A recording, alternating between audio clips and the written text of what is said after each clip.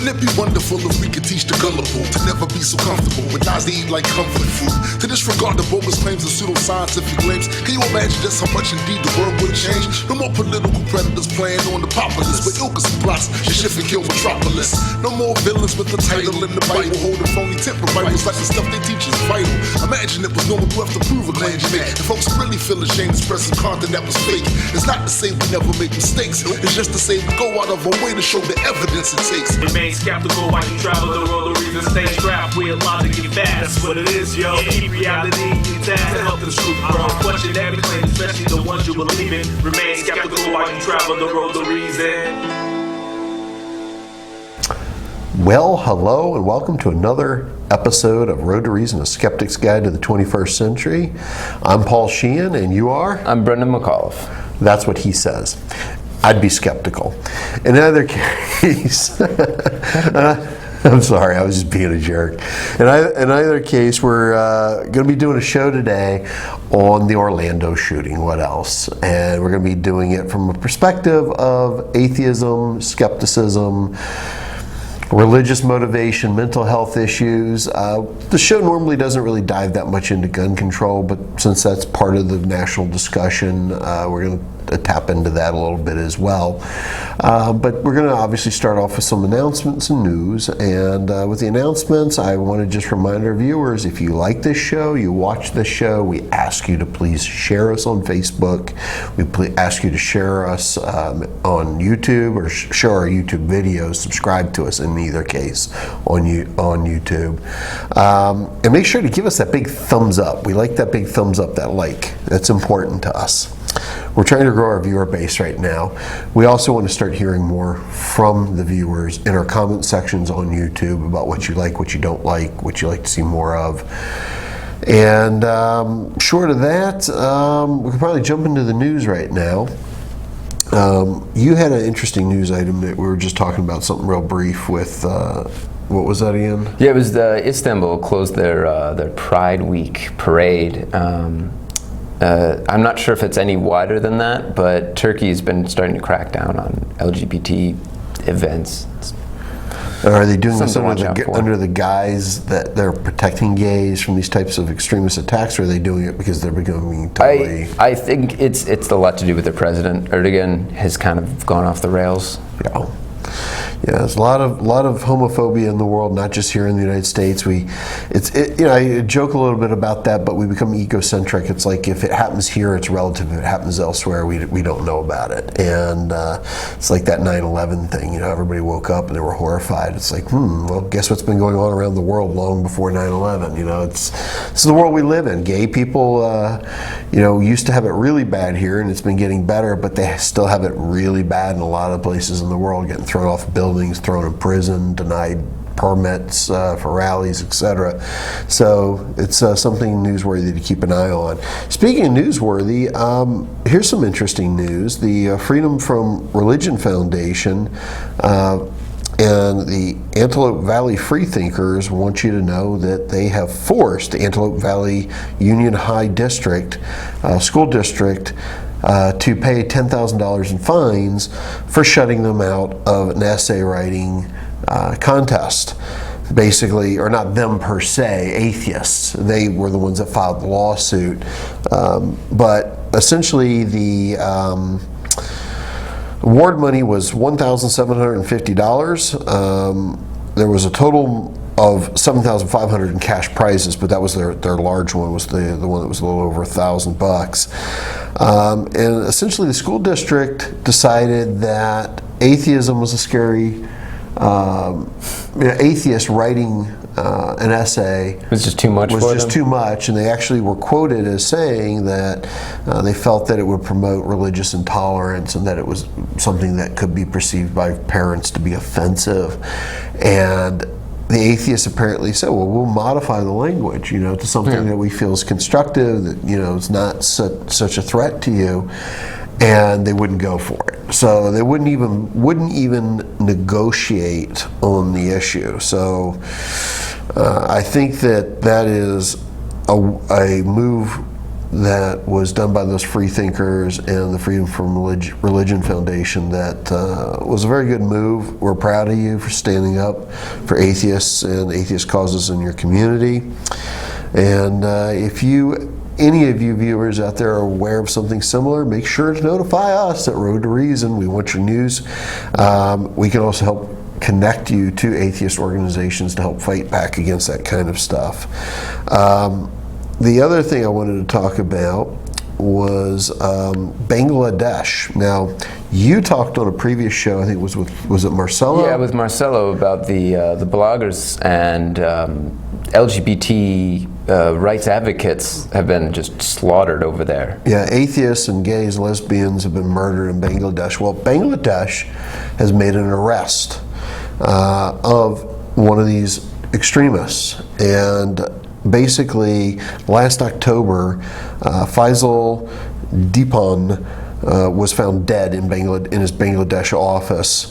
The Islamic militants against atheists basically murdered him because he was an atheist, and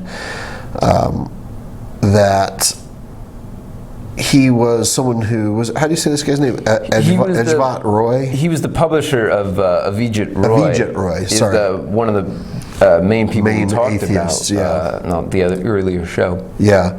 So basically they murdered him, and it kind of makes me wonder why now Bangladesh is moving on this. And I guess one could also argue is that, well, if they don't, then what happens is these Islamic courts and militants start to usurp the authority of the actual courts in Bangladesh. I think it's also international pressure. I think the fact that so many other countries and so many people throughout the world have been saying, you guys got to stop this. You got to crack down, or at least make it look like you're making an effort to kind of solving this problem. So I think this is a step on that road. Are you saying that our show made a difference? I don't know if the president or the prime minister of Bangladesh watches this show. I'm just teasing, man. So that's basically the news that we wanted to cover. I'm not even going to mention the militant's name. No. I'm not interested. In fact, today, quite frankly, I don't even want to mention the guy's name. Who we can talk about the social impact of what he did, and the debates that are going on. But I really don't want to give these people any more martyrdom or publicity. Yeah. Just call him the shooter. Yeah, just call him the shooter, because sorry, once you do that, you should not be held up. Your name should not live on. Yeah. So that's my take on that. And as we get into the show, we'll discuss a little bit about, as I said earlier, the different types of ideologies that are speaking out on this issue right now, both pro and con. And really, we want to start examining what is it going to take to start changing this type of behavior. It seems to be getting worse, not better. Start looking at maybe some of the historical context for why this stuff has been going on, and how it maybe has departed from where it started. Islam is a very different place than it was even in the 1970s. Oh, yeah. So we're going to do a little bit of that. We're a little early for our break, but I think we're going to go ahead and go to that because we just go ahead and get into the meats and potatoes of this thing. Sounds good. All right, take us away, Brian.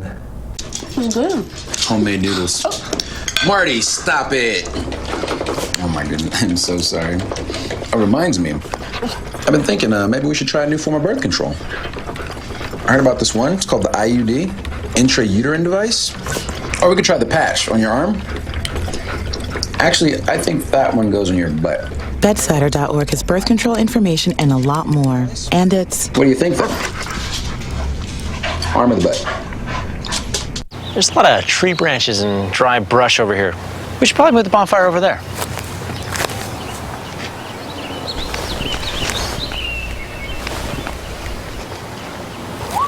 I'm guessing Smokey liked that idea. This is Richard Dawkins.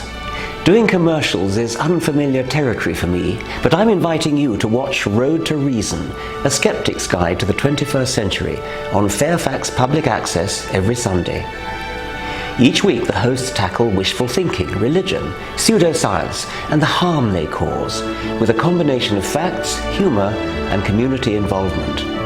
They challenge believers to defend their faith and give you, the skeptic, a voice. With live call-ins for viewers and streaming on the World Wide Web, there's never a dull moment. Don't wait. Look at them now on Facebook and YouTube, and remember to watch Road to Reason, A Skeptic's Guide to the 21st Century, or there'll be hell to pay.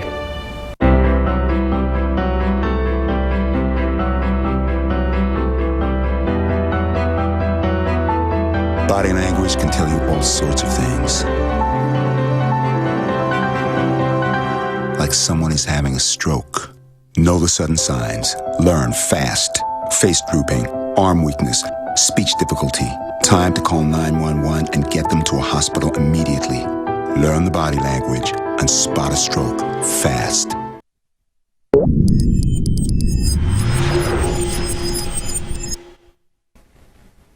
A critical thinker is in a frame of mind of always questioning everything, including things they don't necessarily want to question. You may have done some research and satisfied yourself on a position you're sure is right. Good.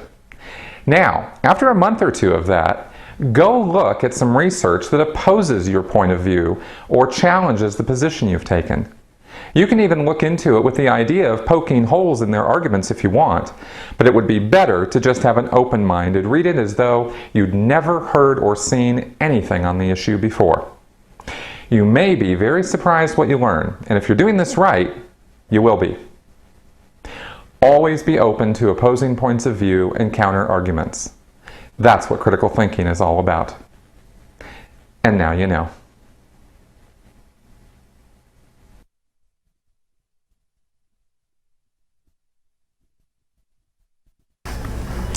Welcome back to Road to Reason. So we're going to talk about the Orlando shooting that happened at the Pulse Club. It's a gay club. We're looking at about 50 dead and 50 wounded, and there has been a whirlwind of commentary. Everybody's got an idea as to why it happened, and everybody's got an idea what should happen now, and everybody's got an idea of what we need to do to keep it from happening again. Yeah, everyone's taking this moment to use as a political kind of jump start, or not a jump start, just like a springboard, and just say, this is what I think. I've been saying it for years, but this is, I can use this to continue talking about it. It's a little shameful, but it's how we work, how we do things. Well, if we could just build a wall and keep all the Muslims out, I guess we'd be all right. See, people just do it my way. They just do whatever I say, and things will be perfect. Well, wasn't that what who's that guy? Ted Cruz was saying we just ban all Muslims. That was Trump. He wants to ban them. Yeah, you could have said Hitler. You could have said, anybody. Anybody. Hitler wasn't on such bad terms with the Palestinians, though. Yeah, he had a different group that was causing all the problems that he blamed and all that. So it's whatever group is convenient to point the finger at. Then of course there are people going, yeah, well you say that, but then the Muslims actually did do this, and it's like, well, it's not all Muslims, and then somebody will point out and say, yeah, but their scriptures actually say it, so it is all Muslims. And so this is a question. It's a question of, do we blame an entire group? Can we blame an entire group? Even if their doctrine actually claims that this is a legitimate thing for them to do, we know very well that not all of them are on board with that. So where do you struggle? Where do you say, okay, we're going to call you, we're going to say you're full of BS, but at least you're admitting that violence isn't the way to handle anything, so there we can work with you, there we can struggle and try to make a difference. And that's an important thing to do, and unfortunately what I'm seeing, especially in the atheist community, is this huge division of people that are just like, no, everything's against, anything's Muslim, don't want anything to do with it.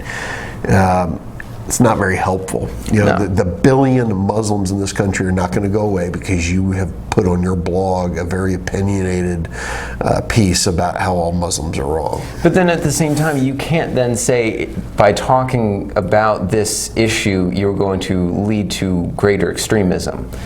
the very idea that if someone talks badly about your group, that you are all of a sudden going to kill people for your group is it's a little disingenuous, and it's a little patronizing. It's the fact that you're going to say, okay, I know you don't support ISIS, but if we condemn ISIS and we say that they follow a form of Islam, anyone who follows any form of Islam will join ISIS. And it's a talking point that I don't agree with, and I find highly suspect in its reasons. Well, and I think it also denies human nature, because like we're talking in our pre-show discussion, England's an interesting place. It used to be the country where the Crusades were launched from, and now they have a Muslim mayor. And in London. In London, yeah, I'm sorry. Yeah, London, the capital of England. That's good. No, it's good. Yeah. Good call. And it's interesting because he has been pushing some of his beliefs. Now, but still, there's a difference between him, somebody who's educated and lived as a Westerner, and someone who's off the boat from Pakistan, who has a completely different cultural set of values. So yes, the Muslim belief may actually teach these things, but the culture you live in can temper them and kind of redefine and change what it is that you believe, or how you rationalize what you believe.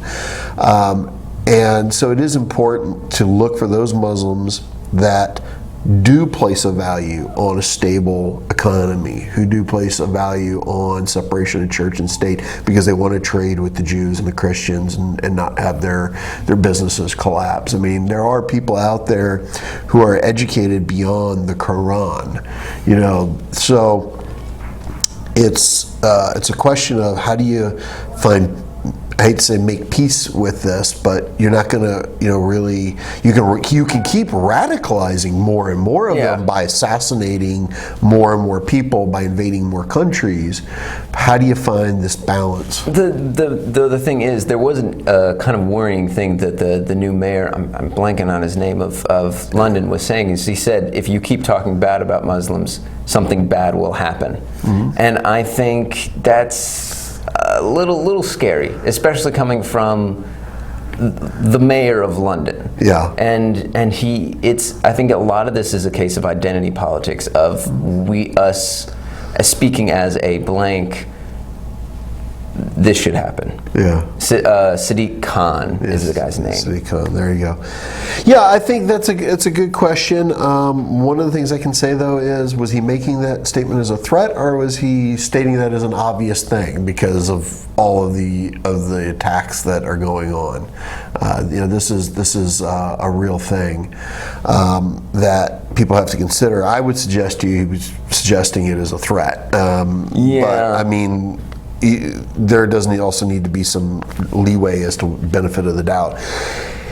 England is not, it's interesting because I saw a video where a kid was making fun of Scientology, had a t-shirt on, and they arrested him for it. It is illegal in England to mock religions. It is actually a crime there. You can actually be, there's an actual penal code for it. Yeah, I think it was you hurt the sensitivities. It's a sensitivity thing. Certain people. Well, we Americans, we don't give no rat's ass about your sensitivities, dagnammit. Yeah. So this is a different country. And speaking of the fact that we're not sensitive, Mike Huckabee has tweeted some interesting things. I guess here we have up on the screen, he was trying to be sensitive, but it came off as insensitive, and someone called him out on it. And it says, please join Janet and me in praying for the victims of the Orlando attack and their families. Well, Jesus H. Christ responded and wrote, shove your fake prayers up your derriere, but he didn't say derriere. He said, I haven't forgotten this. And then he goes back to an earlier tweet from Mike Huckabee. It says, my thoughts on SCOTUS ruling that determined same-sex marriage is okay is Jesus wept. Jesus H. Christ responded, those were tears of joy, you blanking nitwit. And so there's all sorts of sensitivity going on there. Oh, and that's this kind of, not quite crocodile tears, but it's this rallying cries that people who originally would condemn people for being gay are now saying, oh, you can't kill all these gay people. And I think what was really interesting was I saw an interview by I believe he was the junior governor of was it Arkansas, and he talked about where he was governor of. I'm not quite sure, but what he was saying was the fact that if you saw the headline that 50 people were killed, and then you saw that it was 50 gay people, and your opinion of that event changed, there's something wrong with what you're doing. It's the fact that if you're basing your value of that person because they're gay, that's the value of them as a human being has become diminished because of who they are. Yeah, and it's kind of like, well, if they, it's like they're worth less as a person, and that is one of the things that we've seen people kind of going at. There was this, I forget this character's name, where it's like, again, I'm not really trying to focus on the bigots and the thugs in this. So I don't really tend to lend a lot of credence to their names. Also, plus, I think it's important people go out and search this stuff out for themselves if they really care about it. But there's this like Billy Bob preacher farmer guy, and he's like, "The Muslims coming over here killing our gays. Doesn't he know Jesus is going to take care of that?" And I'm like, "Our gays?" It's like, what do you think you own these people? It's like you kill your own gays, we'll kill ours. I think it was like a territorial thing. Like this is our corner. Don't encroach on our territory. It's a bigot encroaching on another bigot's right to murder in the name of bigotry. It's like, give me a break. It's all silly. It's all silly. All right, so moving along into this discussion, our shooter claimed that he did this in the name of ISIS, and I guess what you were saying, he claimed he did it in the name of Hezbollah. He pledged allegiance to, I think it was Hezbollah, ISIS, Al-Qaeda, and a group, I believe the name was Hizb ut-Tahrir. Don't quote me on that last one. But the fact that he pledged allegiance to groups that hate each other kind of gives you the sense that it's not because of the political leanings of each group. It's more the fact that each group stands for an Islamist. They're all kind of jihadists. They need to create a caliphate type of deal. And it's not about Hezbollah, who doesn't like Al-Qaeda because they said blank, and Al-Qaeda doesn't like ISIS because ISIS outshone Al-Qaeda, which is a little kind of comical on its own. But it shows that this guy didn't know what he was talking about, but felt so strongly about it. He went out and killed 50 people and injured countless others. Well, it sounds like to me that he picked the part or a part of the Quran, like he already was predisposed to hating gays. And so the Muslim religion kind of fit his own hatred and insecurities. And so it sounds like, oh, well, ISIS hates gays, Hezbollah hates gays, therefore they're all the same. It's like he really didn't have this political understanding that you're talking about the differences. It's kind of like, well, it fits my purpose, so I'll just kind of brand it that way. And we talked about how religion becomes an amplifier for this kind of behavior. It's like I would suspect that he may very well have already had a problem with gays, period. Because if you look at his past, he was a person who got into trouble all the time. He was a person who literally got kicked out of school. His wife was saying that she was concerned about his mental health and his behavior. It seems to me like, religion was a perfect vessel for this guy to vent his mental illness. And I think on some level he was mentally ill in addition to being an extremist. Yeah, and the thing is, there's a lot of people talking about him being gay, and I don't necessarily want to jump on that and talk about it all the time, because that's just coming out. And so he very well might have been gay, very well might have been bi, and there might have been some sort of like self-hatred outlet of degree to this attack. Yeah. But it's not. I think it's because there's that quote from Christopher Hitchens: "In order for a good person to do a bad thing, you need religion." I knew a guy, great guy, went to high school with him. He was one of the best people I've ever met. Always willing to help people out. Hated gay people. Just didn't like them. Yeah. And that was the thing. It was just this. He loves everybody, except gay people. Like, he was really good friends with somebody, and then they came out, and he didn't really talk to them anymore. And it was a really weird kind of.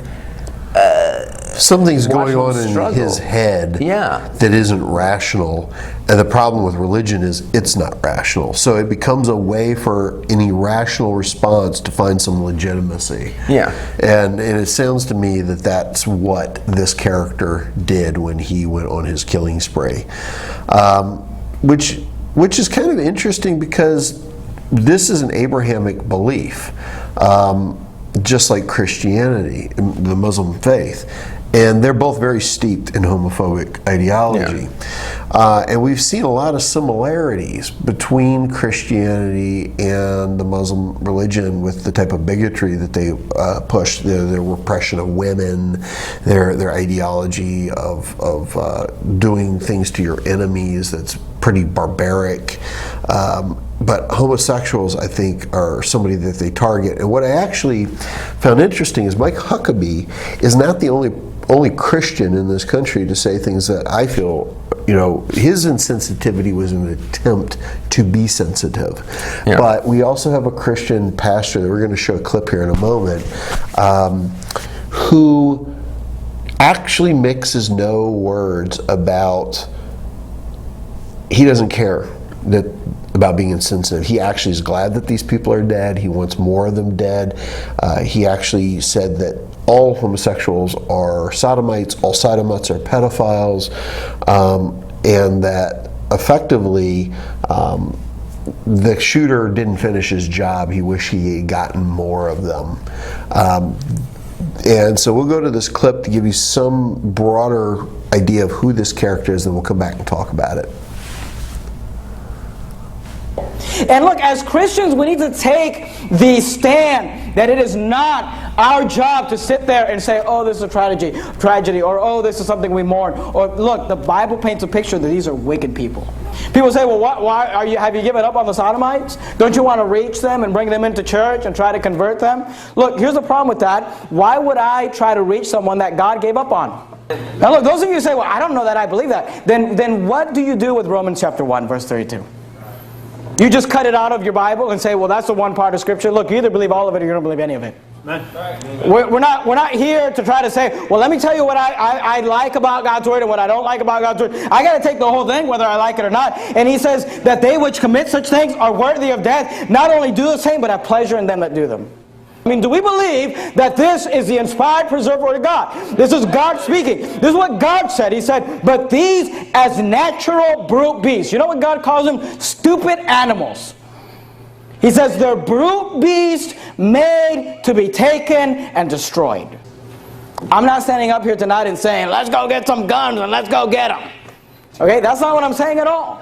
And people sometimes will hear, someone like me preach, or someone like other pastors like me, and say, you guys are advocating violence. We're not advocating violence. We're not saying we should go do this, but we're just saying this. If we lived in a righteous nation with a righteous government, then the government should be taking them. There's no tragedy. I wish the government would round them all up, put them up against a firing wall, put a firing squad in front of them, and blow their brains out. As far as I'm concerned, Orlando's just a little safer tonight. Well, let me start by saying that I don't regret anything that I said, and I don't take back anything that I said. I do think that most people out there have not listened to the sermon in its context and are basically just taking what the media is portraying. And I was just calling for normal people to stand up and say, you know what, enough is enough. We're sick and tired of it. We think it's disgusting, and we're not going to mourn it. It's not a tragedy, because they deserve to die. If ever there was a case for separation of church and state, ladies and gentlemen, you are looking at it right there. I mean, that sounded to me just like an English translation of one of Hitler's speeches type of thing, where line them against the wall and shoot them in the head. Yeah. Or a translation of what you hear in these Muslim mosques that say the same garbage. This is the problem with religion. But I love how he's like, oh, the media twisted everything I said around. What is it that we missed? Yeah, what is there really to twist that isn't already twisted? I mean, the funniest thing to me was hearing that Saudi Arabia said that they were horrified by the event in Orlando, and the punishment for homosexuality in Saudi Arabia is death. Yeah. And they've executed people in Saudi Arabia. So it's not like, it's not like it's a law in the books that nobody carries out anymore. No, this is it's an ongoing thing. It's this. I want to balance it's like, I know my religious beliefs are absurd, murderous, and psychotic, but I don't want people to see me that way. So therefore, I will give some lip service to somebody who actually bought into the garbage I'm peddling. Yeah. You know, it's kind of like, he's like, you notice he says, I'm not saying we go out and get guns. What I'm saying is we change the culture so that it becomes safe for us to have the government do it on our behalf. It's kind of like, it's like, I don't want to get in trouble. I don't want to get in trouble for going out and murdering people. But I want to make sure, but I do want them dead, and I want to make that the standard for the way that we live in our society. It's like, actually, you do want to take them all out and kill them. You just want to make it legal so you don't go to prison for it. Yeah, for hate speech or anything like that. Because it's that whole just kidding, guys. I didn't actually mean that. I did mean that, but Yeah, but the press twisted everything I said around, and it made me look bad. Incidentally, he's taken that portion of his speech off his website. He has some other doozies up there. He has a study. The CDC did a report, and it says out of 100% of gays that were asked, 70% of them had over 100 sexual partners. And he's like, and 60% had over 250, and these people are dizzy. And it's like, first of all, I bet if you were to go look up this report, it isn't going to be anything close to what they may have done. If it's the report that I'm thinking of, I'm thinking it's the report because it's the CDC. They probably asked, and I'm thinking like I've read a story in the past, so don't quote me on this. They did do a study on homosexuals that acknowledged from the outstart that they had a lot of sexual partners to understand sexually transmitted diseases in the gay community. So it's not like they asked 10,000 gays. They asked 10,000 gays who were already promiscuous to try to better understand how the diseases were spreading. And I mean, those numbers just mathematically seem kind of insane. Like once you say okay, 60% said that many people, you're just crossing over people. There's a smaller community that you're talking about, and it just seems everyone was sleeping with everyone according to that study, whatever it was. And I have a friend of mine who did I don't know if he'll ever publish it. I certainly invite everybody to do this yourself. I know it's real. It's not something he made up because he showed me his research. He put up a straight profile on some website like Meet Me, and he put up like a gay profile.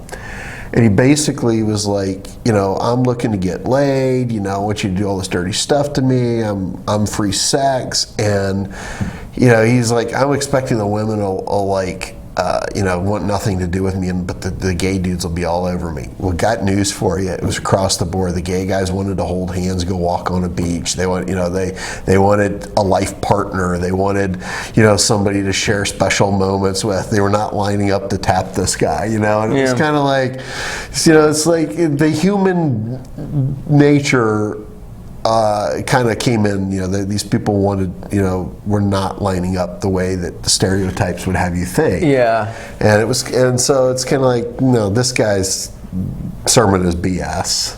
But coming from a guy who he did a second speech that I saw, or he did many of them on his sermons on his website, talking about how women need to dress, and he's talking about the type of underwear they should wear, and the length of their dresses, and all of this, and so it just tells you a lot about where he's coming from, and so people are like, well, why are you picking on Christians? A Muslim did this.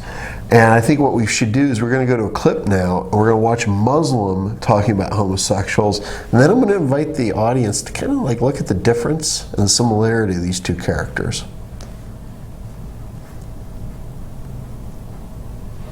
Can we have the camera? Can we have this camera focusing on all the audience here? Can we have this camera focusing on all the audience? Because every now and then, every time we have a conference, every time we invite a speaker, they always can come with the same accusations. This speaker supports death penalty for homosexuals. This speaker supports death penalty for this crime or that. He is homophobic. They subjugate women, etc., etc., etc. It's the same old stuff coming all the time. And we always try to tell them, I always try to tell them that, look, it's not that speaker that we're inviting who has these extreme radical views, as you say. These are general views that every Muslim actually has. Every Muslim believes in these things. Just because they're not telling you about it, or just because they're not out there in the media, doesn't mean they don't believe in them.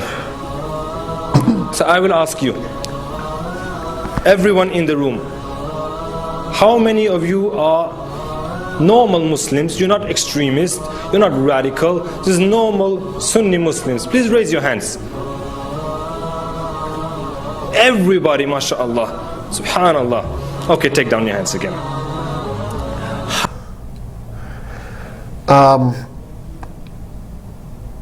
Did we get the part where he's talking about gays in there? Yeah, I don't think so. I think that was part. Yeah, there's a part that got cut out where he's talking about how many of you all in here think that gays should be murdered, or killed, and they all raise their hands. He goes, no, we're not extremists.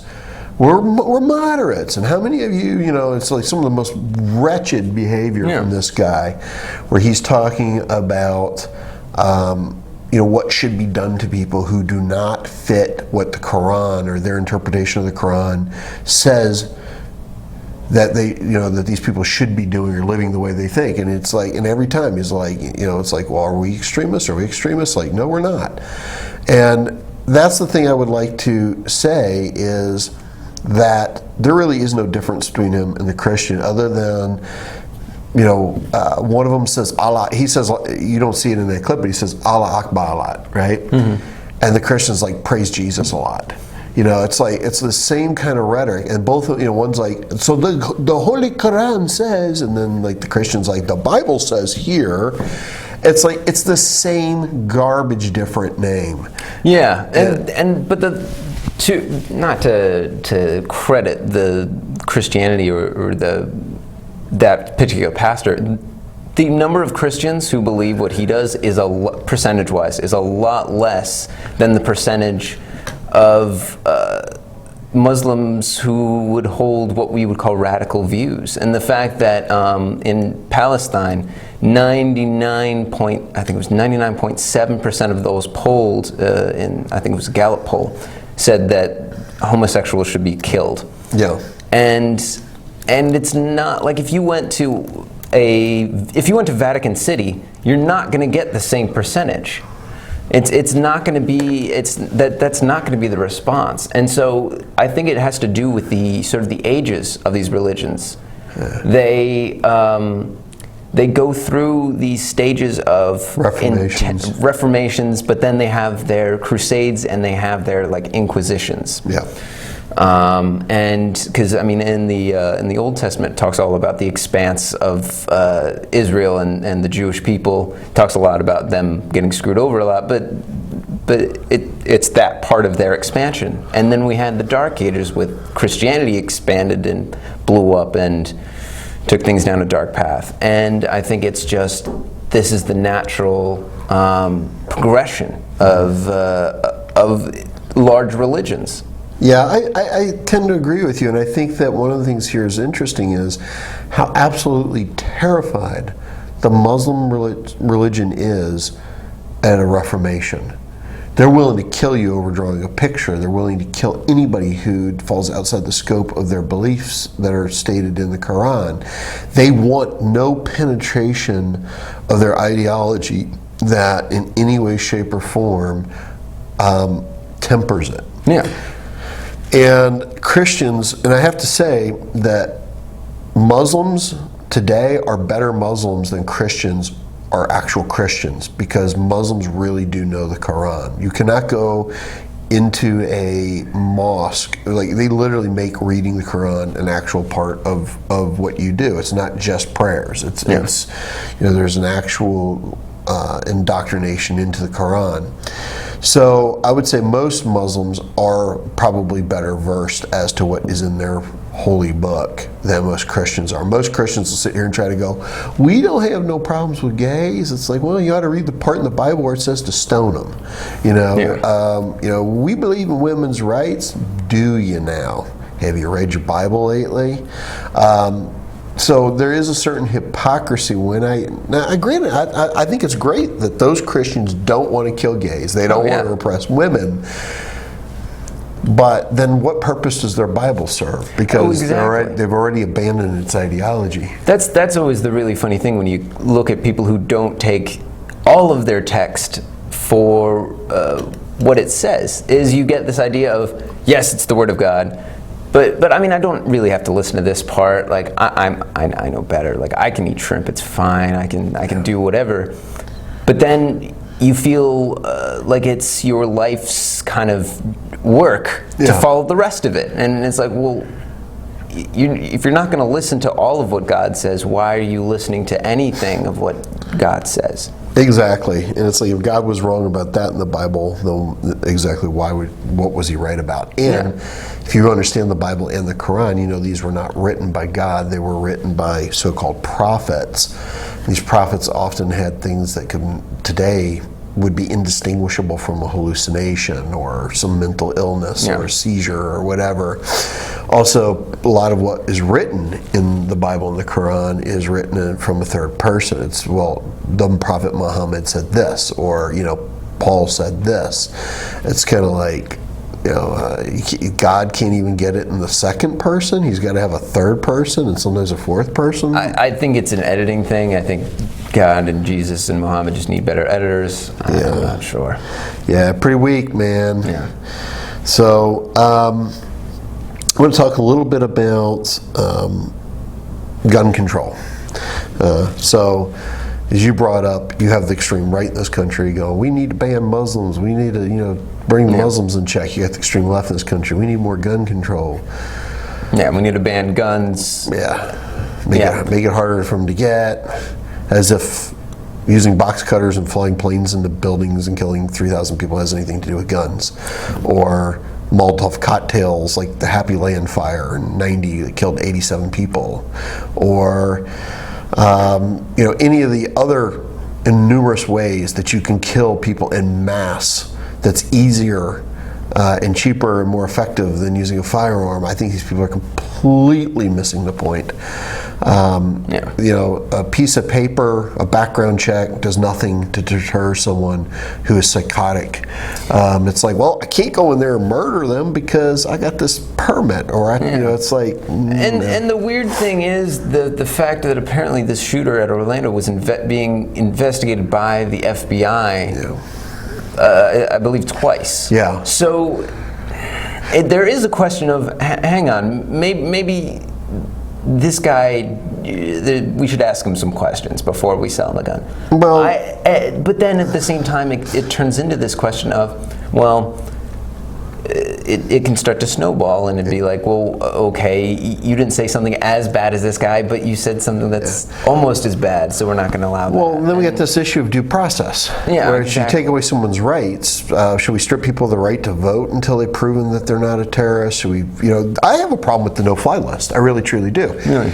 It's like if someone is a suspect in something, the government can get a warrant and search their bags before they go on a plane.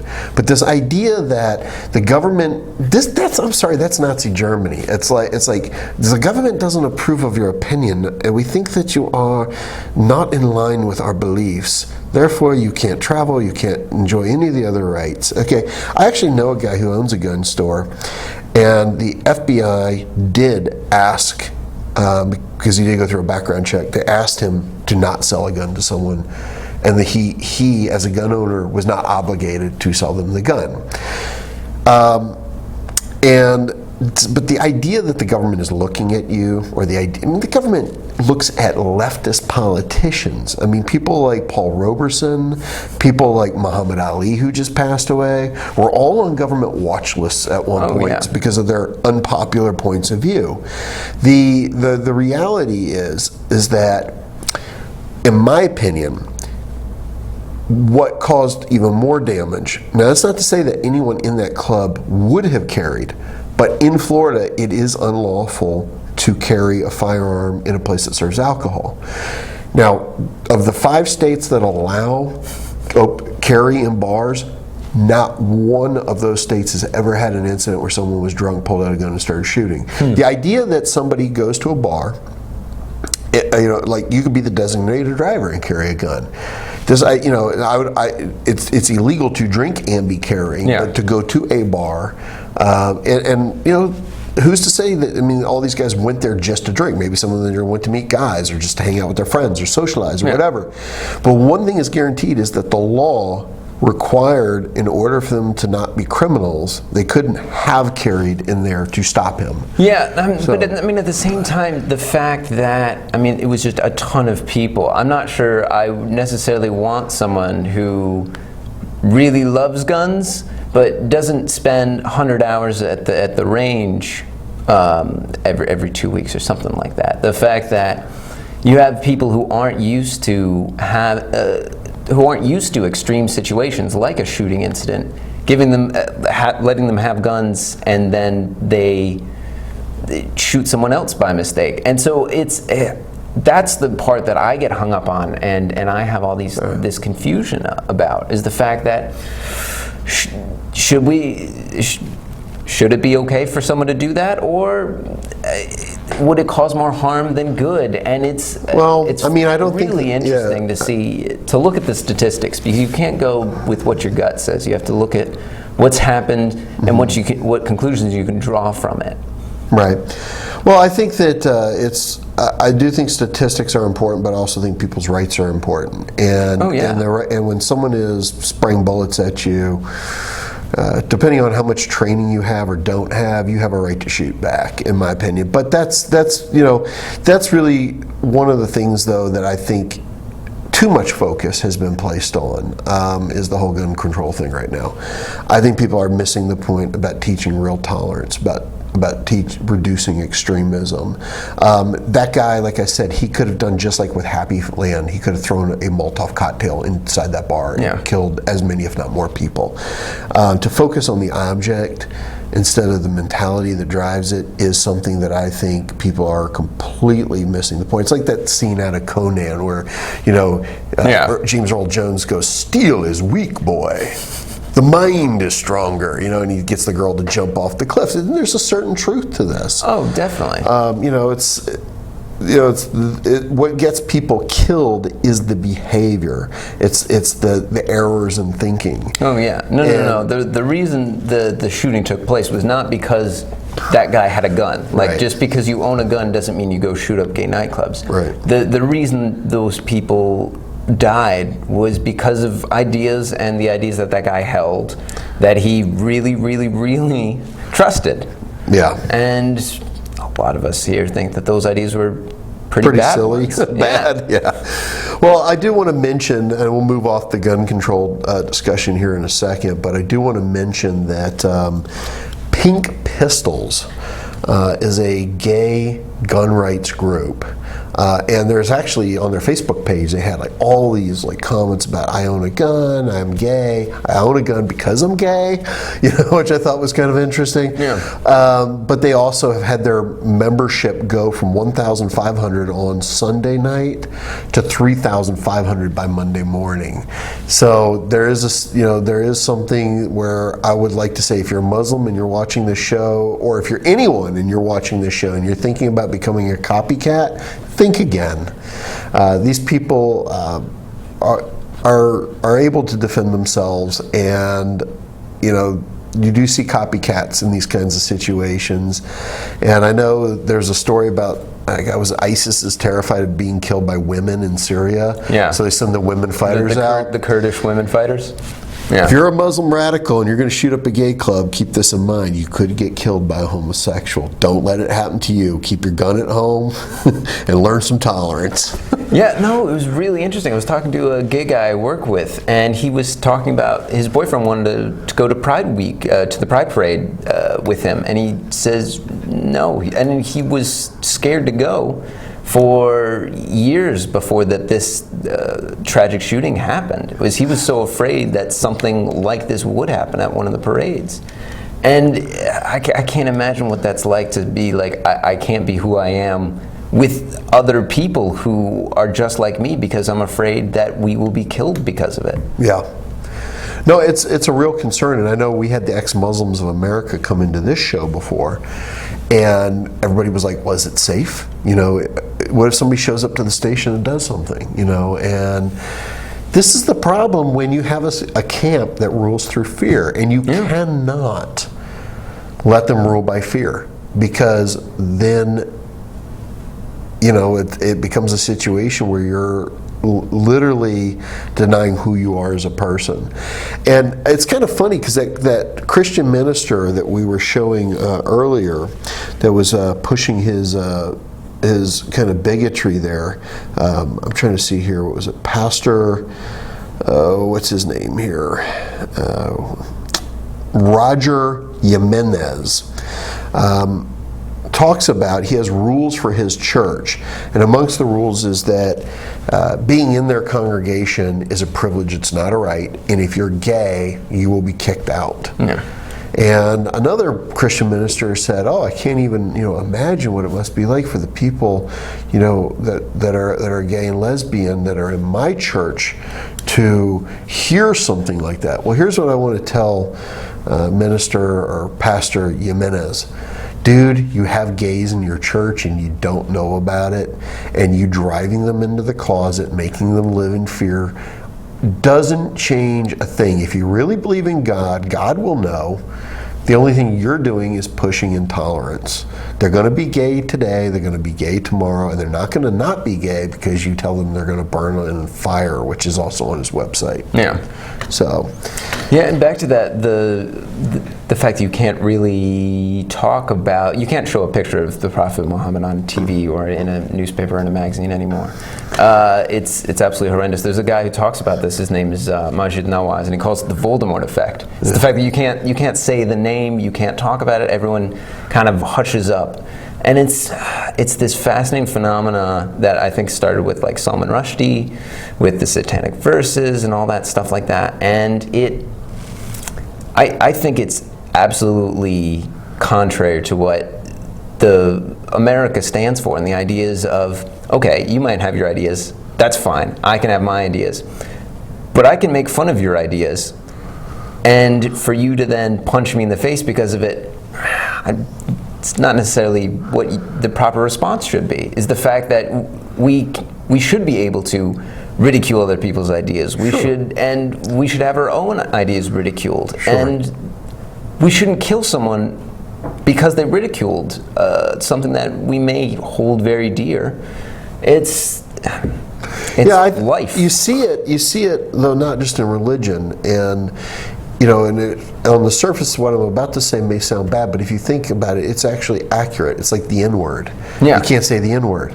It's like not even in an academic sense, like Huckleberry Finn, to actually make a reference to Huckleberry Finn in that line in the book, you could lose your job over that. Well, it's not just a line, it's one of the characters' names. Right, yeah, exactly. And so there's this idea that, this politically correct thing, and what do we get? We get a stunted society. Nothing moves forward. Everybody lives in their own little insular worlds, which is what they want. Oh, yeah. They want, I feel good. I hate to say it, it's a safe space.